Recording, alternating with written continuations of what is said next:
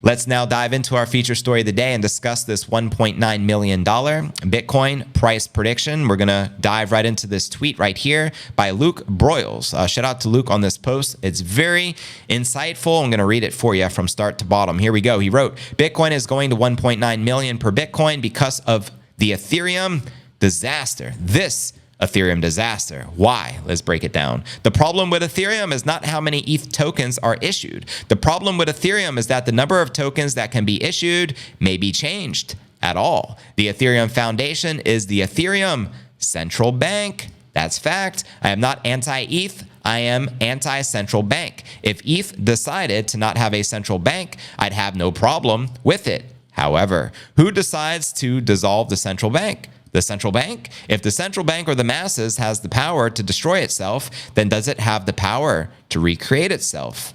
If a monetary system can be exploited, it inherently will be exploited. The reason Bitcoin works is because it had no central bank, foundation, or CEO from the beginning, and it was designed to not be possible to create. This is why many call the monetary immaculate conception.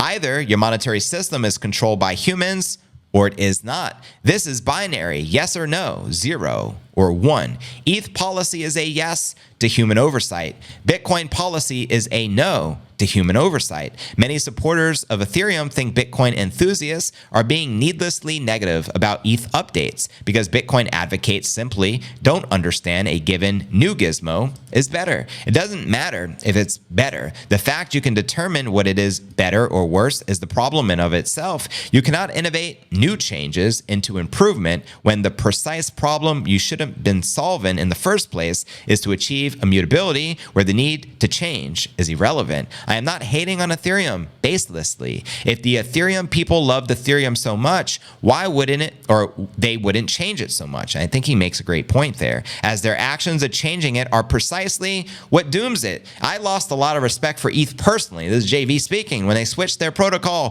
from proof of work to proof of stake, it changed everything. And I was like, if they can change that, that means they can change anything else to do with the protocol. So how can you trust it? I lost complete trust for Ethereum when that happened. Now, here's some facts. ETH had pre-sale of tokens. The ETH Foundation had to be set up in certain jurisdiction. The ETH Foundation determined the price pre-ICO days. The ETH Foundation manipulates the price post-ICO days. ETH has the ability to kick off the validators. ETH has the ability to censor transactions. The largest ETH stakeholders have the largest vote. Core developers haven't been comfortable staking ETH. That's a red flag. ETH Foundation invites CBDC as adoption.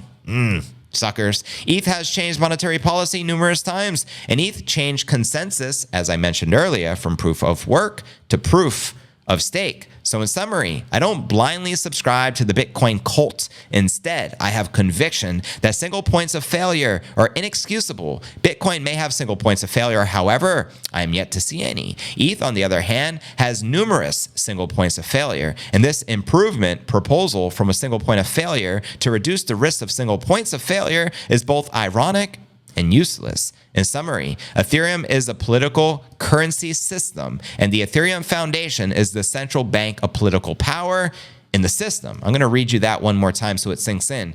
Ethereum is a political currency system, and the Ethereum Foundation is the central bank of political power in the system. Why does this mean Bitcoin? Does this mean it's super cheap? The addressable market for a monetary system outside of human control is theoretically infinitely larger than one with human control.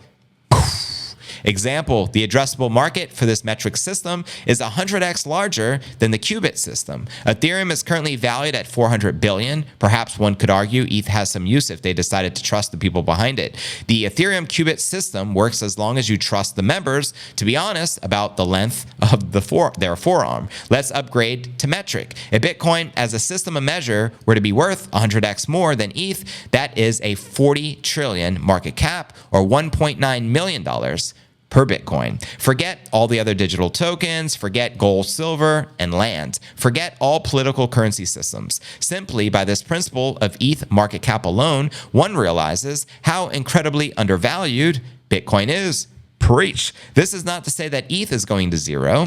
anytime soon. Nor is it to say Bitcoin is going to 1.9 million soon. This is to say that if a digital network with single points of failure can be pumped up to 400 billion, how dramatically could Bitcoin be revalued upwards? If the ETH qubit system may be valued at 400 billion, how extremely undervalued is the metric system?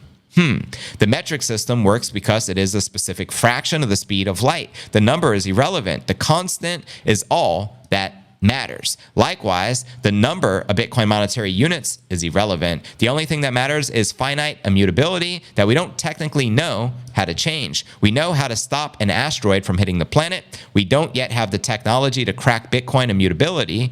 Read that again. I'll repeat it. We know how to stop an asteroid from hitting the planet. We don't yet have the technology to crack Bitcoin immutability. When people realize the length of a meter cannot change, they will understand that measurement system is worth orders of magnitude more than qubits. I wish the users of the Ethereum qubit system all the best, but I hope they understand the metric maxis are not resentful for their qubit system in particular. They are against human-run measurement systems as a whole. Bitcoin will trend up in all political currency systems with single points of failure indefinitely. The fact political currency systems like ETH, the peso, or the dollar are all still valued so highly only highlights the undervaluation of Bitcoin. That's pretty deep. If you adopt the system without single points of failure and you succeed at eliminating your personal single points of failure, you are set. And I'll leave you with this. Ethereum is only one qubit system among many. 1.9 million USD is nothing for Bitcoin.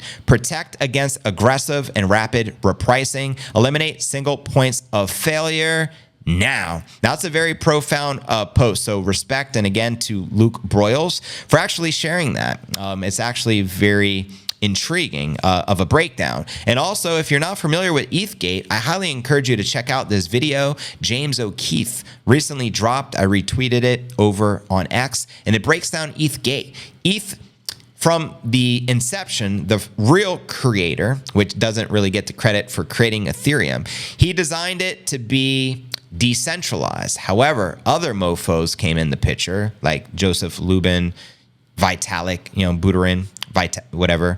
And they changed the protocol, clearly colluding with the powers that be to ultimately destroy it and control it. And so because it's controlled, do you really trust the people behind it that can change it? Do you actually trust the fact that Ethereum has a infinite maximum supply and they are their own central bank and they can print unlimited amounts of Ethereum if they choose to? If you trust that, so be it. Teach their own. That's your choice.